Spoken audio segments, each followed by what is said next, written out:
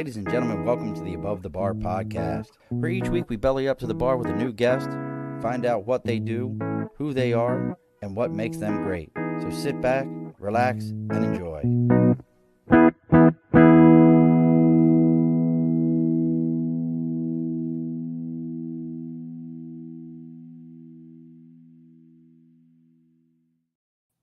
Alrighty, folks, welcome back to the Above the Bar podcast. It's your host, Sean. I didn't even turn my light on. I know y'all can't see me now. I hate it when other people don't have lights on. There we go. We're fixed. All right, folks. See that? Randomly just doing shit. So back to where I was supposed to be at. So welcome back. It is October 25th. It's almost Halloween. There was something else that was significant about today, and I can't remember what it was, but it don't matter. But joining us, look, most of the football teams up there where this guy's from, I'm just going to say it now, they suck. It's nothing personal.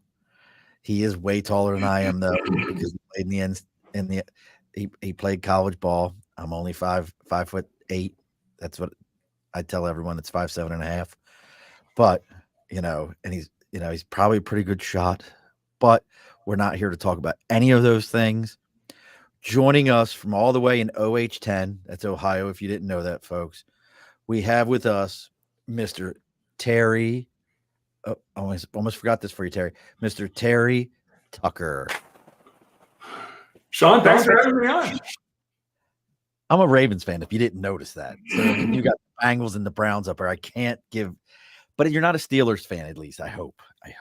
Well, see, I was a policeman in Cincinnati, but I live in Denver right now. Well, see, when you called me, I saw the Ohio number, so I was thinking. Yeah. See, but hey, I'm a Buckeye fan. Come on, I'm sorry. I'll give you that. I have a Buckeye. My wife does transportation, and she did a big conference out there at what is that? Columbus for where that is, and so she came home with a nice Buckeyes tumbler, and it was nice. And I have a friend that I grew up with in Baltimore. He's out there in Columbus now, but I'll give you guys that. We'll give you that. And he did whoop University of Maryland's ass the other day. And I'm a big Terps fan growing up there. So it hurt though, but I mean the Terps still. God, we used to be such a horrible football program. We get like a player here and a player there that was amazing, like AJ and Stephon Diggs, and then Jermaine Lewis. You'd have guys like that, and then all of a sudden it'd be like the rest of this team just sucks. Like, how did you even get here?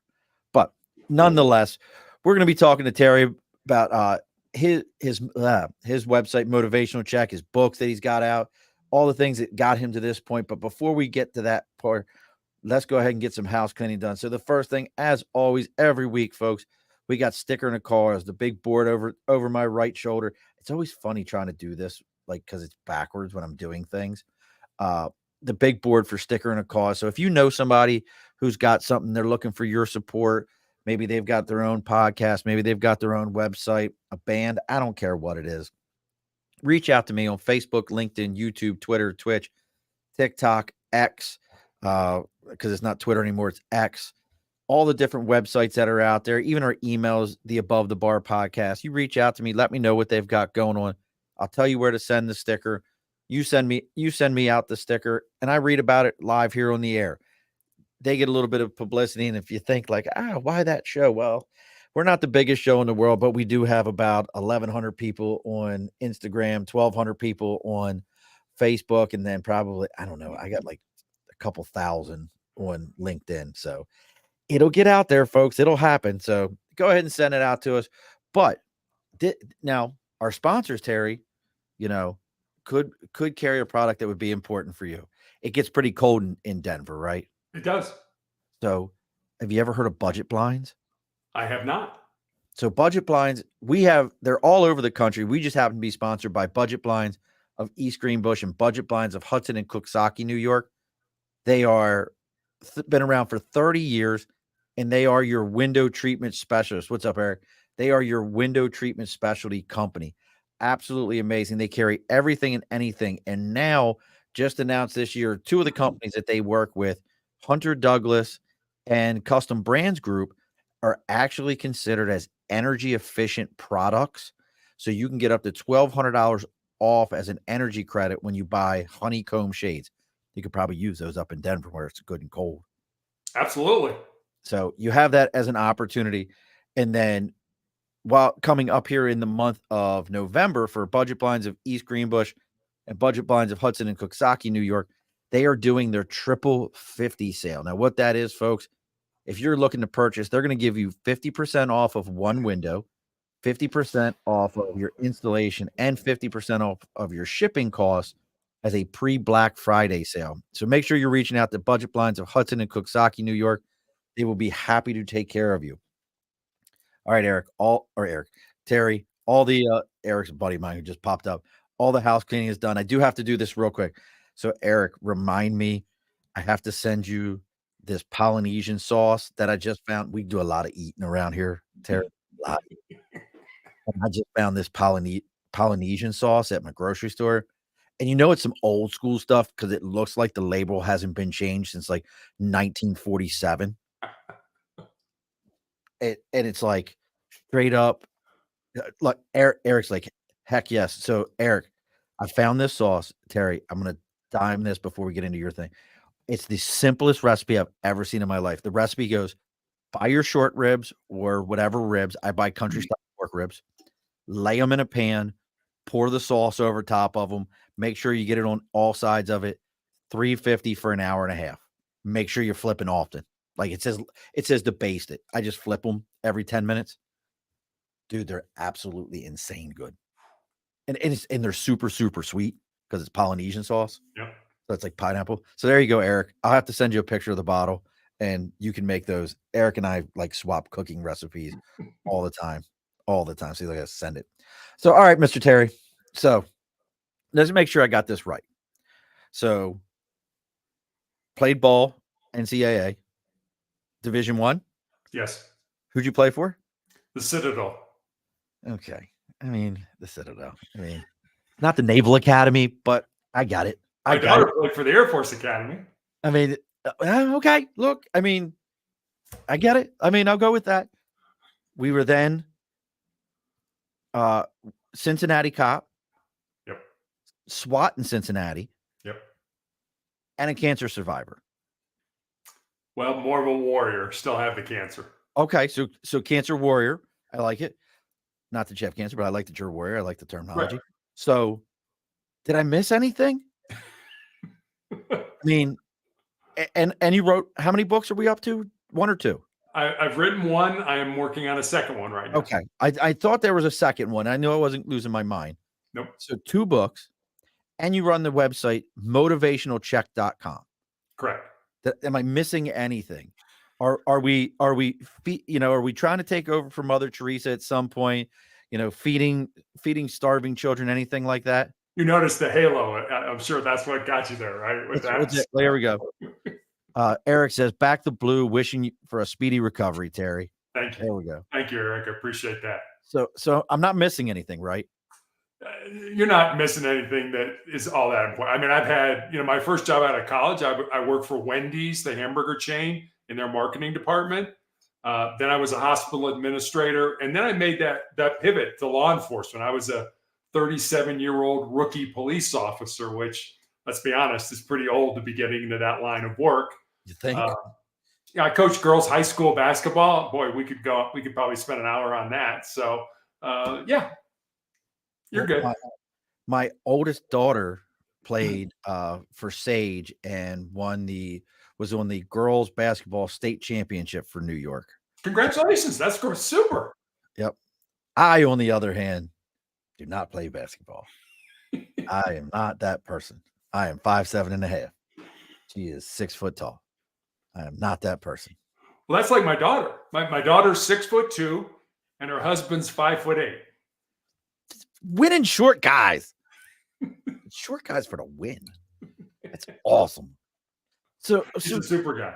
So tell me a little bit about so through all these different journeys, we get to where we're at now. Why 37 years old, why leave the police department? I mean, why even, you're there, you might as well stick it out. What made you leave the police department? My wife has always been the primary breadwinner. I married up, she married down. So, it was she lost her job in Cincinnati, was not able to find another one, found one in Houston, Texas. So Nice. off we went to Houston and I started a school security consulting business while I was there.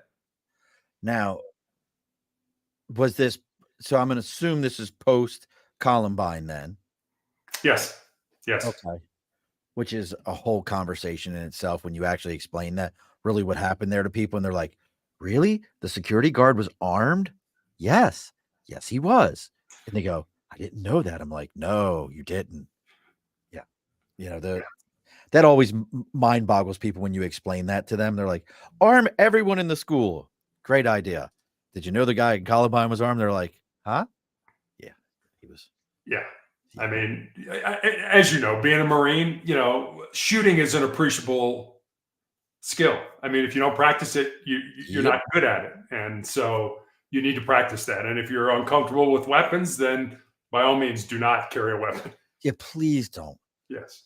I'm a left turn for a minute, folks. I'm of the mindset like I'm a pretty big Second Amendment guy. Like, hey, I got my, but I'm also the guy that goes, listen, you mouth breather, you do not need a gun. That's my right. I can have 100 of them. Listen to me. You can't reach your waist. Why are we why are we giving you a firearm? You can't touch you haven't seen your kneecaps in 25 years. Let's not do this. Yeah. Yeah. Like there's something to be said about it. But nonetheless, uh, so you're out there in Houston, which is definitely a city I want to go to. Again, food.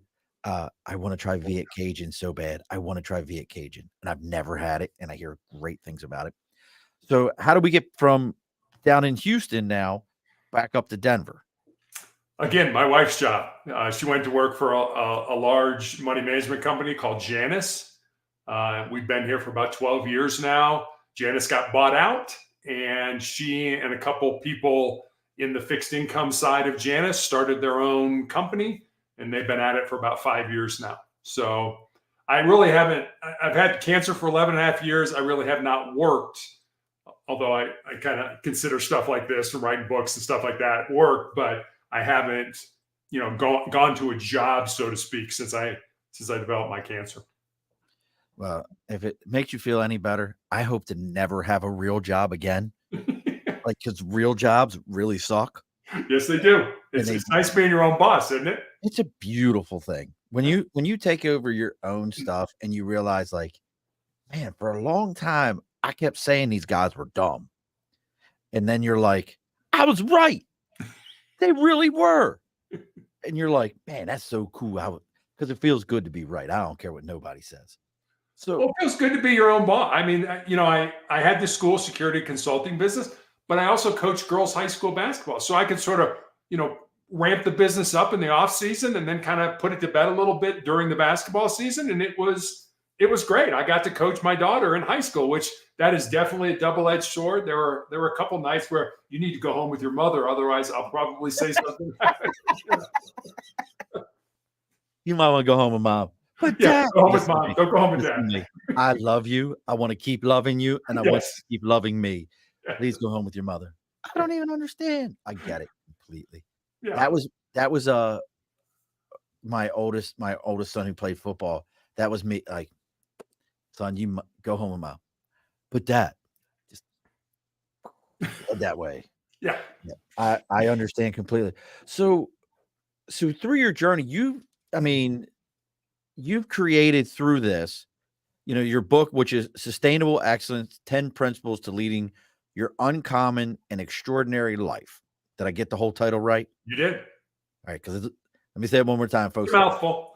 Sustainable Excellence: 10 Principles to Leading Your Uncommon and Extraordinary Life. And through that, though, you provide folks with your four guiding truths, your core values that you're working with, and you've created your mission also that about, getting, you know, making sure you're reaching your achievements, and uplifting lives. But when you were creating all this, and I'm very curious because you can pick on me in a minute there, Terry. I'm not a motivation person. And I really years and years of hearing like, you got to get motivated. I believe motivation fades. You got to get obsession. In your story, how do you approach motivation to help people? Because your website, motivationalcheck.com, just it's spelled just like it sounds, folks. How do you keep that motivation, or how did you come up with, hey, this is how we're going to do this? I mean, that's a great question. And I totally 100% agree with you. Motivation is not enough.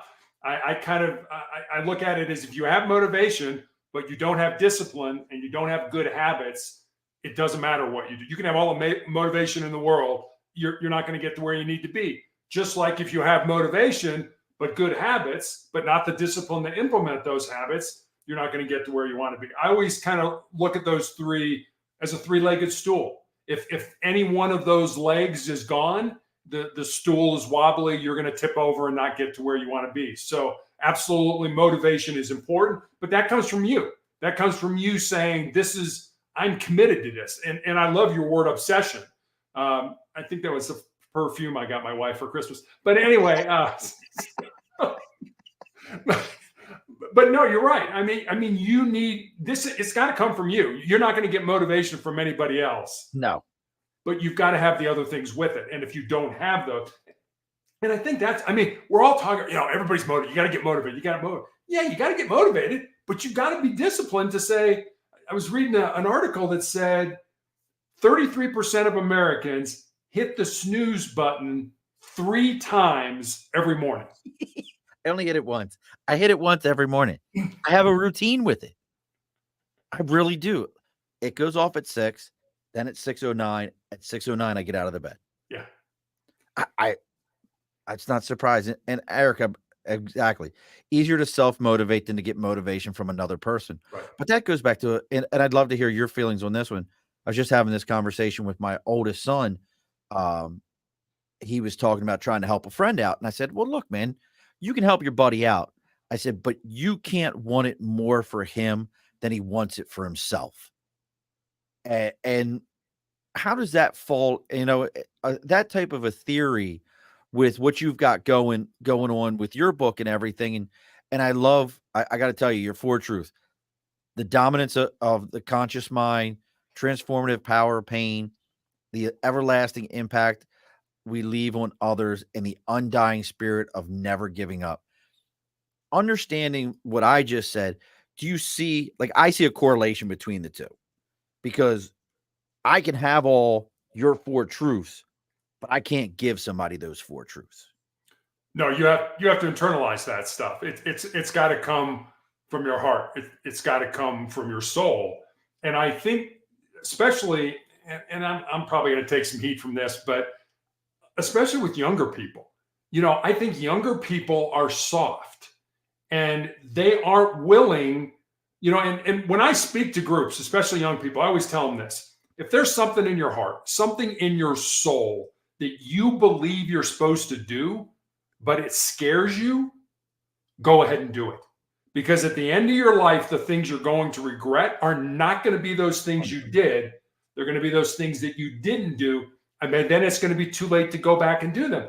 But we don't, our brains are hardwired to avoid pain and discomfort and to seek pleasure. So to the brain, the status quo, the way things are right now, hey, it's comfortable and familiar, and just leave it alone. But you know this. If you don't step outside your comfort zone, and I used to constantly tell my players when I was coaching basketball, you need to become comfortable with being uncomfortable. I mean, I always changed up practice. I made things different. I made things harder. I wanted practices to be harder than the games. If you can survive my practices, games are going to be a piece of cake. But it's getting kids, especially younger kids, to understand the value of that. And being in the Marine Corps it's the same thing that I learned being, playing basketball from the time I was 9 to the time I graduated from college at 21, was the importance of being part of something that's bigger than yourself. Absolutely. You realize that on a team, if you don't do your job, not only do you let yourself down, but you let your teammates down, your coaches down, your fans down, your parents down, etc. And if you think about it, the biggest team game we all play is this game of life. 100% agree with everything you're saying. I talk about and I'll tell you which of your 4 truths ring the truest with me is the transformative power of pain. Mhm. I and it's funny you were talking about a younger generation, and I completely blame us. Oh, I absolutely. I Totally. Yes. like when people of a certain age group, I'm 47, from about my age up, when I hear people are like, these younger people, they don't know what to do. They're just soft. I'm like, um, I grew up in East Baltimore. I didn't want my kids to grow up where I grew up at. So I did better to provide them with more. Just because they're living that more better situation. And then I look at them and go, you need to get hard, kid. That's not his fault. That's not her fault. I provided them with that world because I didn't want them in this world. And I think that's so hard for us to understand is we've taken that pain point out of things for them. And We have. You're absolutely, and I'll never forget. Our daughter started playing YMCA basketball, and it was literally understand the game, learn the rules. I mean, the kids didn't have enough upper body strength to get the ball to the rim. I mean, nobody scored. But at the end of the season, they're like, okay, everybody gather around, and okay, here's your trophy. And I'm like, trophy? Mom and dad should get a trophy for getting your butt to the right. court every day. What do you get a trophy for? You didn't win anything. I took the trophy and put it in the garbage. And I'll 100%. tell you another quick story. Our daughter was bullied when she was in middle school, and she wore glasses at the time. Some kid threw a ball at her head, broke her glasses on. And, as a dad, you want to go there and like pummel the kid. But, we kind of stepped back, was like, do you want us to get involved? And even in middle school, our daughter was like, no, I'll take care of it. I'm like, okay, Good. all right, you take care of it. I would love to be that helicopter parent, but you're going to learn more about yourself and how to deal with people than if mom and dad come in and solve this problem for you. So you take care of this problem. And again, as long as you're not physically in danger in Right. some way, so. But that's that pain point. And I love the way you're presenting it. So you've understood that, and you've brought that even to your kids to be able to say, hey, look, you have to have a little bit of that pain in your life. Diamonds are made through pressure, Yeah. And that there's that saying, diamonds are made through pressure. You look at anybody who's successful, whether it be a physical athlete or, millions and billionaires, there was some pain point to get them. Trust me, we can all talk shit on Jeff Bezos all you want, but I promise you that dude didn't wake up and go, "Yeah, richest man on the planet." Yeah. Like, he started that in his garage. He had to ask people like, "Hey man, I got this great idea. Can you give me 50 grand?" Like, Yeah. I couldn't today imagine going to my mom and be like, "Mom, I got this amazing idea. 50 grand." I love your truth. Now, I got to ask this though. How did you come up with your truths? Well, the short and funny answer is that I was on a podcast that was originally your 3 truths, and I was like, "Holy cow! I better come up with my 3 truths." And that's literally how it started. And I mean, we like things in threes. ABC, Father, Son, Holy Ghost. That Yeah. we like threes, but I just felt so compelled with that legacy truth. Of what you leave behind is what you leave in the hearts of other people. That I'm like, no, there's 4. There's 4 for me. And so I mean, it wasn't just I threw something down. It was what do I believe? What are my values? What is important to me? What is unshakable? And I know that it's something that in my life I've had to either deal with, overcome, whether I was a kid. I mean, I had 3 knee surgeries in high school and still went on to play Division I college basketball. And the first 2 knee surgeries there was no arthroscopic surgery available then. So it was, I got the big zipper on the outside of my knee. And so what did I overcome? And I remember when I went back playing basketball, my brain was putting all kinds of negative thoughts into my mind. Things like, hey, you're probably a step slower since these surgeries, and college coaches aren't going to be interested in recruiting you. And I remember having to say at like 15 years old, no, I'm still playing at an elite level, and college coaches are still reaching out about playing for their college or university. I had to change the narrative. I had to turn that around to something positive. But I learned that when I was a kid. I didn't wait until I was, in my 50s and, oh crap, I've got to change my mindset. Mindset is the key. It controls everything. I'm going to date myself now, 1976. It was our country's bicentennial celebration. It was also my 16th birthday. That's the year I was born. Was it really? See, I'm feeling old. So there was a U.S. gold medal winning Olympic swimmer by the name of Shirley Babashaw, who had one of the greatest quotes that I ever heard. And this is what she said: winners think about what they want to happen. Losers think about what they don't want to happen.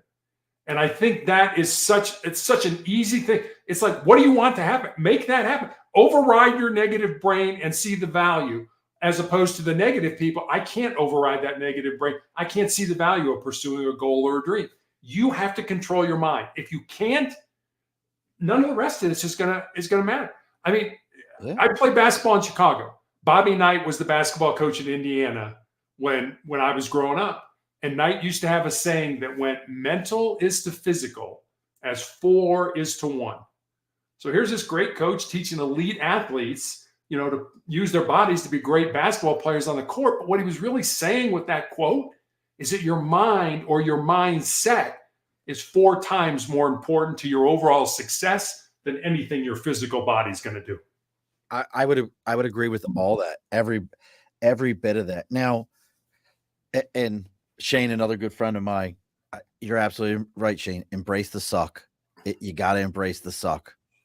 So you put these things together, and what comes first? Is it this?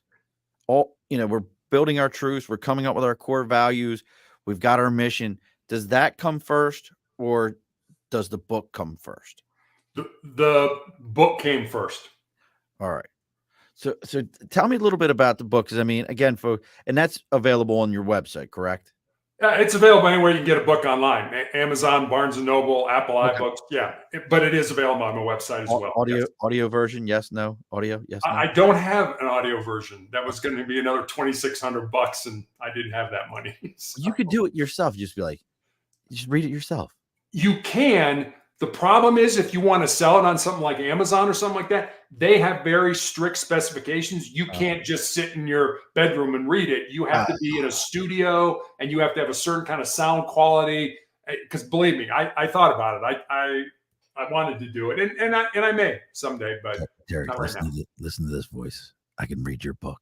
What would you like me to say on there? You need to embrace the suck. I can just read your book just like this the entire time. But so the book comes first, and where was so we've talked about it 100 times on here. I've got a book sitting on one of my computers, on this computer, that I could tell you the whole story, but I've never been able to finish it. That motivation, that shut up and just go do it, I don't have it for it. I had it when I started the idea. Where did you get it to write the book, to get into that, to make that happen for you?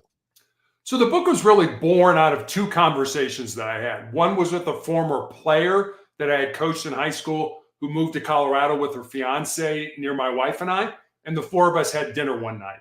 And I remember saying to her after dinner that I was really excited that she was living close and I could watch her find and live her purpose. And she got real quiet for a while. And then she looked at me and she said, well, Coach, what do you think my purpose is? I said, I have absolutely no idea what your purpose is, but that's what your life should be about. Finding the reason you were put on the face of this earth, using your unique gifts and talents, and living that reason. So that was one conversation.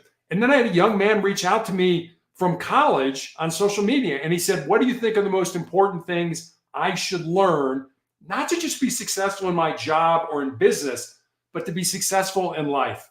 And Sean, I didn't want to give him the, get up early, work hard, help others. I didn't want to give him the sort of cliches. Old ladies across the Yeah, exactly. I didn't want to do that. And so I spent some time, and I was taking notes, and eventually I had these 10 thoughts, these 10 ideas, these 10 principles. And so I sent them to him.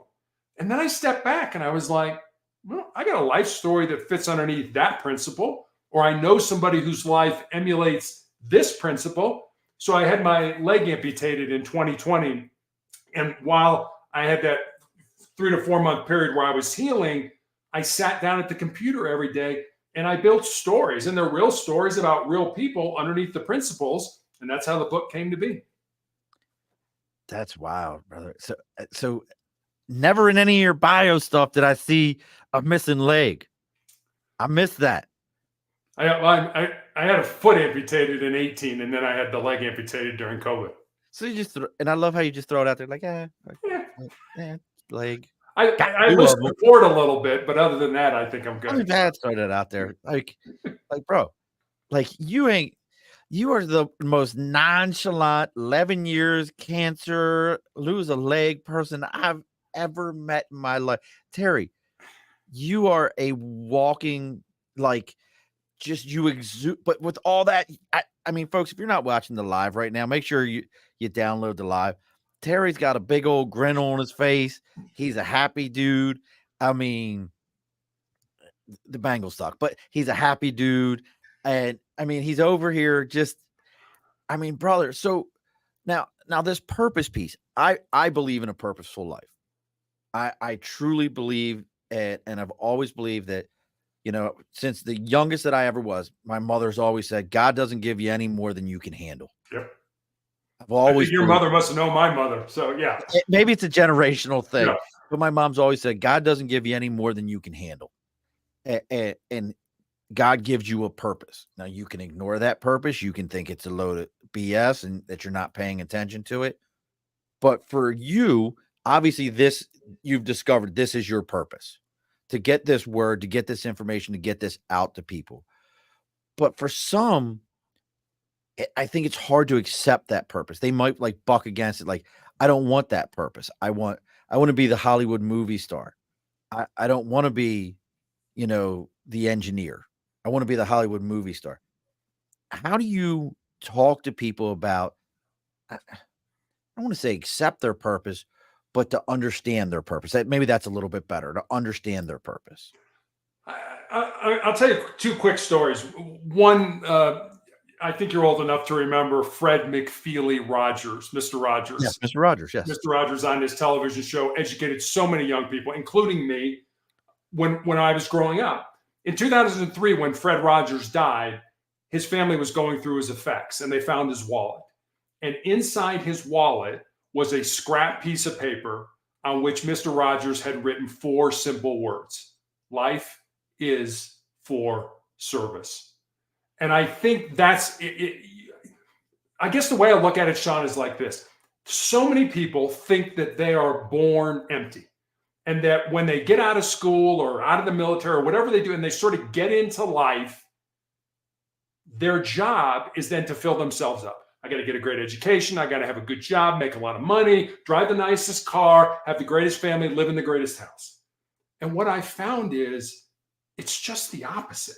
We're not born empty. We are born full. We are born with everything we need to be successful inside of us. We just need to find it, pull it out, and use it for our benefit. So it shouldn't be what I can get. Your purpose in life should be not getting stuff, but emptying yourself out with your unique gifts and talents, certainly for the betterment of yourself, but also for the betterment of your family, of your friends, of your community, of your country. And I find people that are givers are much happier than those people who, I want to be famous, I want to be a movie star, I want to have a lot of money. You know what? At the end of the day, you're going to be in the same grave space as the homeless guy out on the street. So think about not what you can get, but think about what you can give. Well, that's, it's funny you say that. Rich Dad, Poor Dad, Robert Kiyosaki. He talks about that his poor dad would say things like, well, I'll make a donation when I have the extra money. His rich dad would say, I'm going to give my tithing or my donation first, and then I'll worry about everything else because it's going to come back to me. It's going to come. And folks, I'm not telling you like, hey, run down to your local convenient religious organization and go ahead and give them your money. What I'm saying is that idea of, hey, I'm starting to have, let me give. I'm starting to have, let me give. It always comes back every time. Even, and it may not come back to you as just pure financial gains. Right. It may be, hey, I gave a guy $20. He ate for the day and helped somebody else out in the meantime. That it's a trick. It's Reaganomics. It's trickle down. It's that trickle down effect. So folks, I think that's what, if I'm hearing you right, Terry, it's living that purposeful life is not just, you don't have to be like, oh, well, I'm not going to give everybody. I'm not just going to run out. No, your purpose is to help humanity. I think that's truly the meaning of life. I don't know what your feelings are on that, but the meaning I of life absolutely is, agree. And I think it's incumbent upon us to push that to the next generation. And I think that's kind of where we went off the rails, what we were talking about before. I mean, yeah, we coddle people. We know nothing bad can happen to you. You're only going to learn. You're only going to get better by doing hard things, by doing difficult things. I always, great book by Steve Magnus, who used to be the track and field coach at the University of Minnesota, called Do Hard Things. And he talks about a study, and I don't remember if it was a professor or if it was a researcher who took mostly young people, put them in a room, nothing in the room but a table and chair. They were not allowed to have any devices or anything like that. The only other thing in the room was a buzzer on the table. And if you pressed the buzzer, you received an electric shock. 68% of the men and 25% of the women shocked themselves, including one guy who shocked himself every 5 seconds for like the 20 minutes that they were in there, which told them people aren't comfortable with themselves. I mean, no, we're talking about purpose and all these kind of big, grandiose things, and they're incredibly important, but you got to understand who you are. You got to know what your values are. You got to know what it's like to sit with yourself and just not necessarily meditate or pray or whatever. Let your mind go wherever it goes. yeah, But we can't do that. We got to pick up that phone and say, oh, Bob said that he didn't like the shirt I was wearing today. Oh my God, what a terrible day. Who gives a crap what Bob said? Why are you letting Bob rent space in your brain when he's never walked 1 minute in your shoes? absolutely. And and Eric's been hanging with us. He fixed the word have to gave. He gave a lady $4 the other day so she could take the bus home that night. He said the smile on her face was worth more than $4. It's, I've caught myself, and it's funny that we've kind of gone to this part of purpose in life. I've caught myself, you know, roll the window up, talk smack on the guy standing at the corner. If you can stand at that corner, you can go get a job. And I believe, look, I'm also going to tell you, I do believe those things, but I also, just like you said, Terry, I don't know how that guy got there. Right. You don't know how he got there. You don't know what happened to get him there. And unless you've got superpowers that you can mind read, you know what? Giving a dude a buck, it ain't gonna kill you. You know, now I will tell you, I do like the idea of, all right, go buy the guy a sandwich and drop it off. Used to do that at Penn Station all the time. See the guys walking around Penn Station and go grab an extra sandwich because they were $2 and hand it to a guy. Go, there you go, man. It's funny. We used to do that when my partner and I, we would see somebody and we, it's like, are you hungry? Yeah, I'm sorry. It's like, okay, we'll stay here. We'll go and get you a sandwich, Yeah. a Happy Meal or whatever the heck you want. But stay here because when we come back, you got to be here in order for only one time. And it was a mother and two kids who was homeless. She stayed. Everybody else was Yeah, not there when we came back. well, that's the other side to it. They don't, they've been, I think a lot of them been, crapped on their whole lives. The idea that somebody's gonna actually be there or do that, I need to keep moving, or, it's that shark's mindset. I got to keep moving. I got to keep moving, or I can't be right here. So, what has been some of the reception to your book? Because the book's been out for how long now? End of 2020. Okay, so we're so Coming on 3 3 years. years, coming up on 3 years here. What has been, some of the reception to your book, or how have people been like, Man, Terry, I didn't know this about you. Is there anything where people are like, hold on, brother? Like, I've known you for this long and I didn't know this. Yeah, my brother said that to me the other day. So I didn't know you had that happened to you. Like, what the? Where have you been? It's like, what do you mean you didn't know that? The thing that really, as far as an author, so I've got 10 principles, and each principle is a chapter. And when somebody reaches out, there's always one chapter that resonates with them. This is the one that grabbed me. This is the one that touched my heart. And that's just a great opportunity to start a conversation. Well, why? Why did that one resonate with you? Tell me about your story. Tell me about your life. And I'll tell you a story. This used to drive my wife crazy. We would go to, holiday parties or different parties. And before we would go in, I used to say to her, okay, I'm going to go in. I'm going to find 5 of your colleagues, and I'm going to ask them all kinds of stuff about themselves. And I'm going to come out after the party, and I'm going to tell you all about, Bob and Mary and Tom and John. Okay. And I said, and then Monday morning when you go to work, they're going to come up to you and say, oh my God, your husband is such a great guy. And they are not going to know one single thing about me. And I would go in, and we are narcissistic. We love talking about ourselves. And that's what I would do. I would go in and I would start, talk. Hey, how'd you meet your wife? Where'd you go to school? Well, tell me about your kids. Da, da, da, da, da. And then I'd go to the next person. They would never reciprocate. Well, where did you go to school, Terry? How did you meet Roberta? They would never do that. And I used to get, okay, let me tell you about Tom. Oh, you didn't know this about Bob, and it would just be So hilarious. And then Monday morning, she'd go to work. She'd come home that night. She's like, yeah, everybody came up and said, what a great guy you are. And I said, did you ask him? Well, what do you know about Terry? Not much. But for me, it's curiosity about people, which I think is what made me a good cop. I want to be, what happened to you? How did this happen? Where did we get to, where do we get to this place? Just things like that. And people like to talk, especially when you ask them about yourselves. So the book is just a catalyst for me to have conversations with people that buy it. I mean, are you recording any of these or writing any of these conversations down? No, not really. They're just Terry. They're just personal to me. Sound effects. I love it. Terry, do you know how amazing all right, brainstorm for a minute. We're going to brainstorm. You ready? Okay. We're brainstorming right now. I would so find it interesting if you had a podcast, and it could be a pre-recorded, where you give your book to somebody and you find people that want to be a guest, you give them your book, you let them read it. And that's how you tell if they really want to be a guest or not. They read the book. And then from that book, you ask them to talk about which one of the 10 principles that stuck with them the most. I think that would be so fascinating.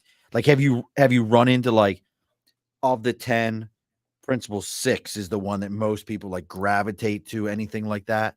Yeah, the second principle, and again, the principles aren't in any particular order. Right. Number 1 isn't more important than number 7, but I wrote all 10 of them, and this resonates. What's the second one? The second one is this: most people think with their fears and their insecurities instead of using their minds. That's your emotional brain. The emotional brain outworks the thinking brain every single time. There's nothing we can do. Your emotional brain runs the show. And the best analogy I heard is the emotional brain is a bucking bronco that the thinking brain sits on and does its best to control.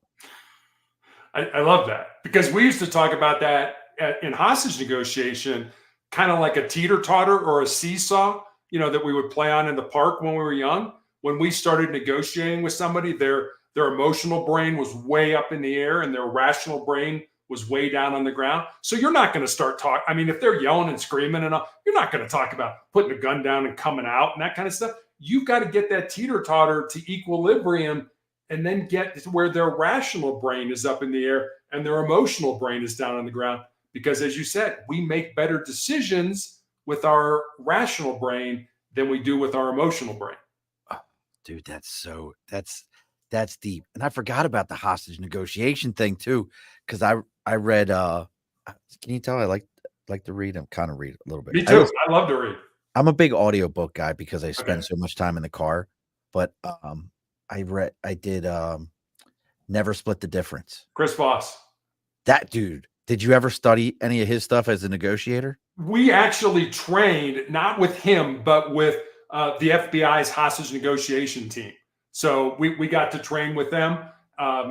Just amazing people and learned so much. I mean, we trained with a psychologist. We had a psychologist that would work with us, and all our training was scenario based. We would just run through different scenarios, and then we would debrief, and that's where you learn. You learn in the debrief what went right, what went wrong. And the psychologist might say, hey, did you think that person might have been schizophrenic and off their medication? Oh, geez, no, that never entered my mind. Yeah, so Right. that's how you learn. That's how you deal with different kinds of people, whether they're psychotic or whether they're just mentally ill or whether they're depressed or whether they just had a fight with their mother. But so many times when we would do that, I mean, let's face it, if you're talking to me and your house is surrounded by the police, you're probably having the worst day of your life. Right, yeah, yeah, you're this is going on the list of things that would suck. Yeah, this Yeah, is terrible. definitely on that But list. half the time, we had no idea why we were there. Why did this guy barricade himself with a gun? What happened? And you would just have to pick a rabbit hole and go down it. And I'll end with this. They gave us a formula when we started. The formula was 73855, and it had to do with how we communicate. 7% of how we communicate are the words that we use. 38% is the tone of voice that we use with those words. And then 55% of our message is communicated through our body language and our facial expressions. I would agree. So, as negotiators, I mean, if you got a gun and you're barricaded in the house, I'm not in the, I'm not sitting on the sofa, eating popcorn and talking to you. I'm blocks away. So I don't see you when I say something, kind of roll your eyes like, oh, what an idiot. I can't believe he said that to me. But I didn't have I don't know why we're here. I got to pick a rabbit hole and go down and see where it takes us. Yeah, folks, Chris Voss's book, Never Split. It's a great book. That will, if you're in any form of sales or negotiating, even if you're married and you're trying to figure out how to negotiate just to get like an extra 15 minutes, like your wife to let you watch what you want to watch, read that book. It changes everything. And we're getting close to closing the bar up here, folks. This is, brother, I mean, Terry, and again, folks, check out motivationalcheck.com. You can find Terry's book on there. You can, the book title is Sustainable Excellence, 10 Principles to Leading Your Uncommon and Extraordinary Life. Check that out. But, I don't want to lose out on this is you also have your core values, character, courage, and humility. Which, courage, acting with unyielding integrity, courage, unwavering spirit, even when faced with adversity, and humility, the quiet strength of serving. Now, I've kind of gotten this vibe, and I'll stay with it, and you can tell me if I'm wrong. You sound like a fairly faithful man, Terry. God is in your life. It's part of who you are. Same here. I'm a Methodist, but I still like, I don't like that. But my pastor doesn't say anything. He just hey, I'm a Catholic. We go with the sacramental wine. So come on, Look, right, I got to tell it. I got to tell this. This is my favorite so I grew up Catholic. Mm-hmm. I grew up Catholic. I tell people as a Methodist, it's the Pepsi one of Catholic. All the great flavor, just none of the guilt. So I got to tell you I get into this real quick. I got to tell you my favorite Catholic joke. My favorite Catholic joke. So a guy lives his whole life by the Bible. Very, very faithful man, lives his life by the Bible, dies, gets to St. Peter, and St. Peter says, hey, I got to put you somewhere. He goes, you're coming in, but I just got to figure out where you're going to go. He goes, okay, it's fine. So St. Peter walks him by, and it's a super serene scene. Kids playing, little stream and everything. He goes, St. Peter, this is amazingly calm. I've never seen such a serene place. What is this? He goes, this is the Baptist. He goes, well, this is pretty impressive. He's like, but this is too calm for me. I'm a little too calm. So he walks him a little bit further, and gets to this like church, and there's hooting and hollering, and they're singing, and they're speaking in tongues, and they're moving around. And he's like, it's super intense. He's like, St. Peter, what is this place? It's so intense. St. Peter says, this is a holiness church. He goes, this is incredible. I've never seen anything like it, but it's a little too intense for me. He goes, I understand. So they're walking a little bit further and they get by this giant ivory wall as far as the eye can see. And St. Peter looks back at him and goes, shh. I was like, okay. So they quietly walk past the wall. They get on the other side and he goes, St. Peter, what was the deal with the wall? He goes, that's where the Catholics are. They don't know anybody else is here. As a Catholic, this makes sense to us. We're like, nope, I get it. I got it. Yeah, that's good. I like get that. it. That's how we were raised. So, but back to what I was saying. So your core values feel very much the same to me as Jesus kind of told his apostles, hey, you need to get out there and serve. You're gonna face some tough times.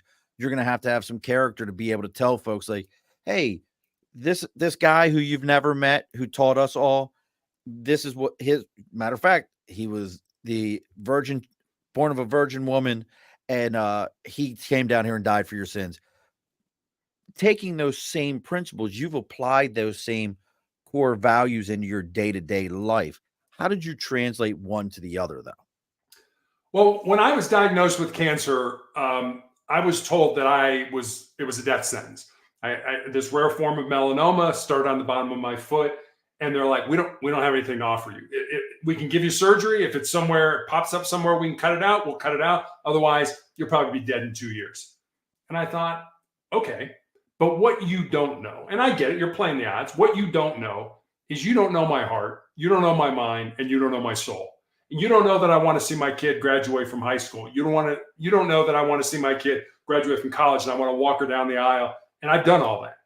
And so what I decided to do was I have no control over when I live, when I die.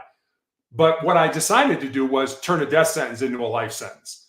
Okay, you say I'm going to die. Okay, I might die in 2 years. I have no control over that. And worrying about it isn't going to extend my life by 1 minute. That's in the Bible somewhere.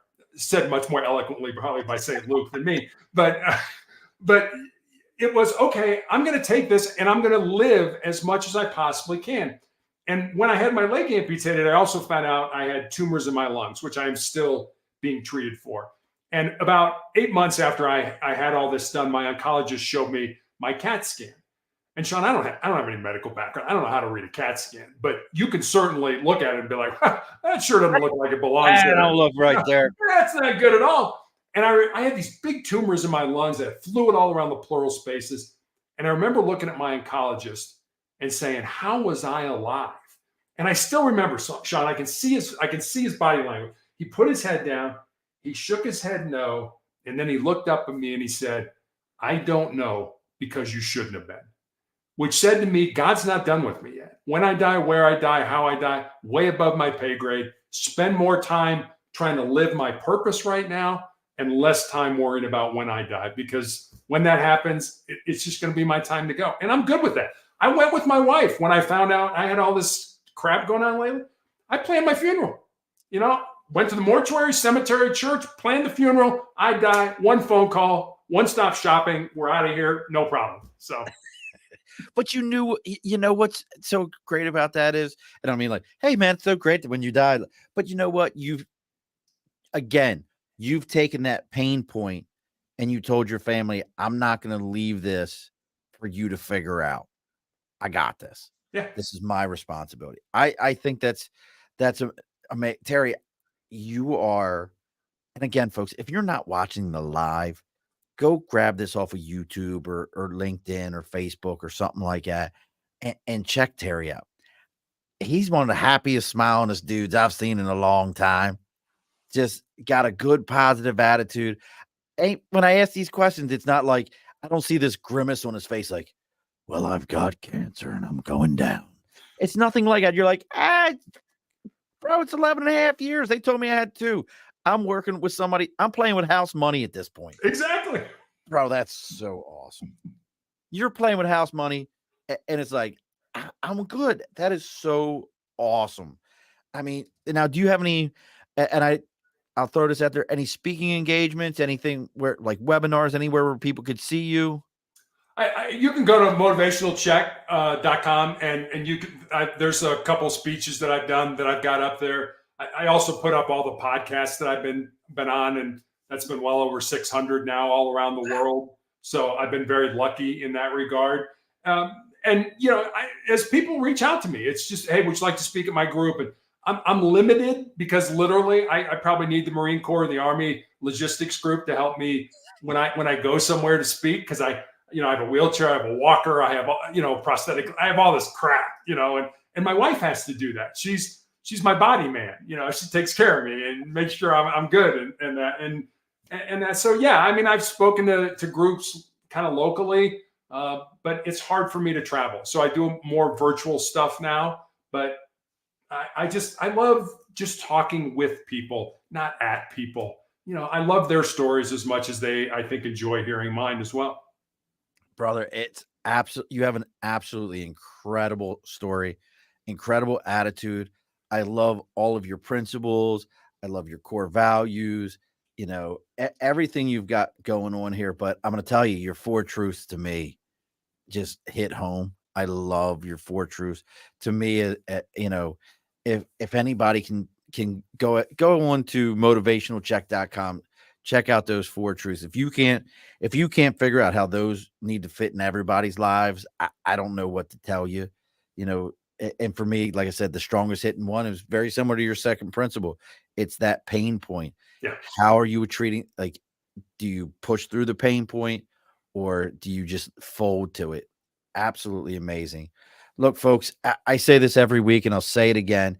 If you're finding Terry through me or me through Terry, take a moment on our social medias, give us a like, give us a follow, give us a share. It may sound cliche, as I say every time, but this is how Terry's word gets out there. This is how, listen, I've always believed this. Immortality is how long people remember you for. That is true immortality. So you talking and finding out what Terry's got going on, finding out what I got going on, giving us those likes and follows and share, going on to Apple and giving a 5-star, Spotify and giving a 5-star. That's how our stories get further. That's how we find out about each other. So take a moment, see what we got going on. Go check out motivationalcheck.com. See what Terry's got going on. If you've got that sticker for Sticker and a Cause, again, Facebook, LinkedIn, YouTube, Twitter, Twitch, or not Twitter, X, Twitch, Instagram, TikTok. It's all the Above the Bar podcast. We are doing a special show this Saturday.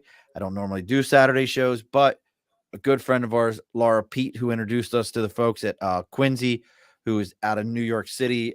They make pre-mixed cocktails, but malt.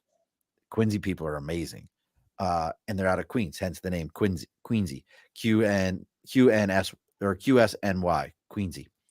But she's got us hooked up with the folks from Filmland Spirits. They are a small batch company. They make bourbon and they make a rye. And if you know me, I like rye whiskey. But all of their stuff is like 50s movie themed.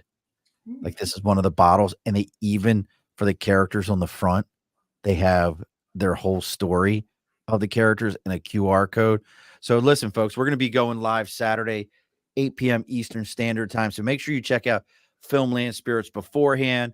You'll be able to talk to the founder and owner and the master distiller. Listen, if you've never talked to a master distiller, everybody knows I don't like to get too far into the weeds, but those dudes are straight scientists, master distillers. So make sure you join us on Saturday, 8 p.m. Eastern Standard Time. Again, Facebook, LinkedIn, YouTube, Twitch, X. We'll be on all those kind of things. Now, Terry, this is like episode 206 or 207. I always get them mixed up. And don't log off on me afterwards. We got to talk for just a moment. At the end of every episode, we have the same question gets asked. So I know you've binged all of them, all 200 and some. You just sat down and just soaked. Absolutely did. Yes. With some popcorn and yeah, I'm good. That's it. And I know Roberta was right there with us. She was like, she was totally. I'm on this. So the same question we ask at the end of every episode is, what's your final word? So you get the final word, brother. Let me tell you a story, if I may. So when I was young, I loved Westerns. My mom and dad used to let me stay up late and watch Gunsmoke and Bonanza, and my favorite was Wild Wild West. 1993, the movie Tombstone came out. You probably saw it. Huge blockbuster. Starred Val Kilmer as a man by the name of John Doc Holliday and Kurt Russell as a man by the name of Wyatt Earp. Now, Doc Holliday was called Doc because he was a dentist by trade, but pretty much Doc Holliday was a gunslinger and a card shark. And Wyatt Earp had been some form of a lawman his entire life. And somehow these two men from entirely opposite backgrounds form this incredibly close friendship. And at the end of the movie, Doc Holliday is dying at a sanitarium in Glenwood Springs, Colorado, which is about 3 hours from where I live. The real Doc Holliday died at that sanitarium. He's buried in the Glenwood Springs Cemetery. And Wyatt, at this point in his life, is destitute. He has no money, he has no job, he has no prospects for a job. So every day he comes to play cards with Doc, and the two men pass the time that way. And in this almost last scene, they're talking about what they want out of life. And Doc says, you know, when I was younger, I was in love with my cousin, but she joined a convent over the affair. But she's all that I ever wanted. And then he looks at Wyatt and he says, what about you, Wyatt? What do you want? And Wyatt kind of nonchalantly says, I just want to lead a normal life. And Doc looks at him and says, there's no normal. There's just life. And get out there and live yours. Sean, you and I know people that are probably listening to us that are sitting out there and says, when this happens, I'll have a normal life. When this occurs, I'll have a successful life. When this transpires, I'll have a significant life. What I'd like to leave your listeners with is this. Don't wait. Don't wait for life to come to you. Get out there, find the reason you were put on the face of this earth, use your unique gifts and talents, and live that reason. Because if you do, at the end of your life, I'm going to promise you two things. Number one, you're going to be a whole lot happier. And number two, you're going to have a whole lot more peace in your heart. Alrighty, folks, be sure to push your stool in. This has been a Second Front podcast presentation found on Apple, Spotify, and wherever podcasts can be found.